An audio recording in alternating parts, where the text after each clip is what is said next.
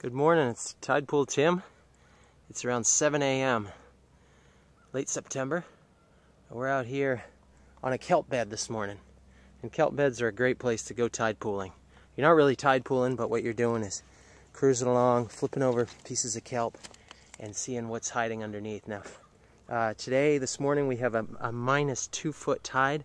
That means if you have your average tidal range here in Maine of 18 feet, this morning it's drained out to 2 feet lower than it ordinarily would have drained. And then when the flood happens this afternoon, the incoming tide called the flood tide, then it won't come up quite as high as 18 feet.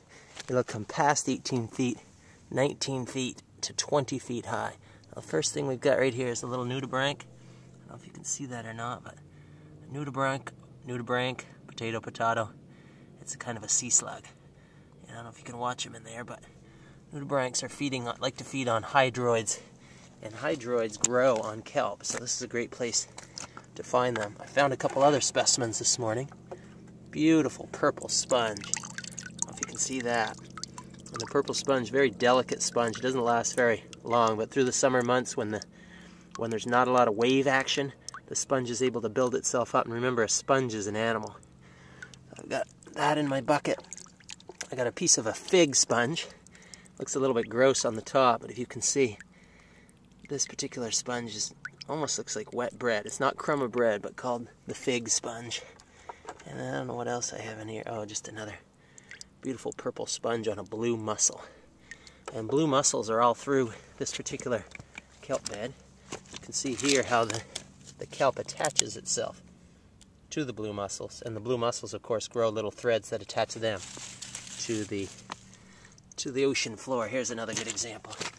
Gives you a chance to see that holdfast structure that holds the little baby kelp onto the substrate or the bottom. Let's cruise along here and see what else we can find. Looks like there's a little shrimp in here. Perhaps I see something moving around, jumping.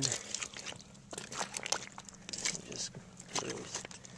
Now remember, on an ordinary low tide, this would be under a foot or two of water. And here's a couple of mollusks, wave whelks. See that guy? It's called a wave whelk because if you look at the ridges, got mosquitoes on me, on the shell they go in waves, such as up and down and up and down. And here's another one right there. And morning's always a perfect time to be out because it's quiet. There's not a lot of wind. Here's another mollusk. That's called a start. The chestnut astart clam. Beautiful shell on that guy. I walk along here, you can see a bunch of different types of macrophytes or seaweeds. This one's called dulse. That's a popular edible food. And look what's on the dulse. There's another sea slug, nudibranch. This one's called the bushy-backed nudibranch. I'm just gonna grab him. See this green stuff here? That's sea lettuce. And then we have different types of rockweed. We got bladderwrack here, a lot of bladderwrack.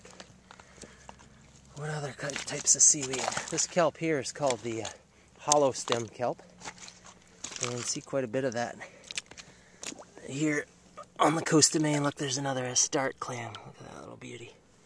So if you go along through here, you find all types of little organisms. There's little mysid shrimp.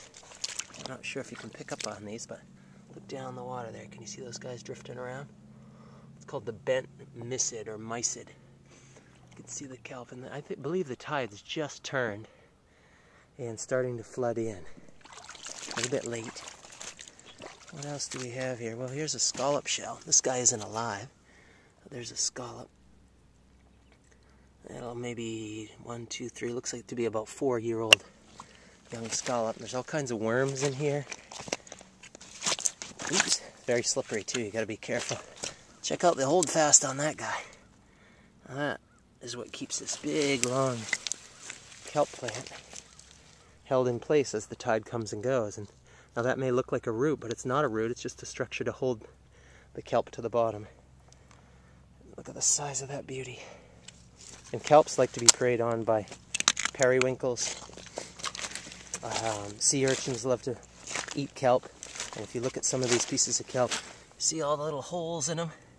that shows you that we've had a little plant eater going along, chewing on this resource.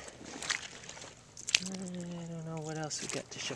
Oh, look, here's another piece of that purple sponge. See that down in there? Get this out of the way. You can see that. Beauty. And here's another scallop shell. Scallops get quite big. In fact, the fishermen talk about dinner plate scallops that they used to catch out here years ago that were literally 8, 10, 12 inches across shell. And I don't know if you can see that little mark. See that little mark right by my thumb? That's where the mussel, that's the part we eat when we eat a scallop. When a fisherman catches a scallop, usually by dragging, he will take his knife and slide it in between the two shells and cut that mussel. And when you eat a scallop, whether it's fried, sauteed, or whatever it is, that's what you're getting. Oh, look right here. There's a beautiful blood star. Oh, look at that guy. And the blood star happens to be sitting on some more of that sponge. That's what's great about tide pooling. You just never know what you're going to find. I believe that's it for this morning. This is Tidepool Tim on the coast of Maine. Checking out. We'll talk to you again soon.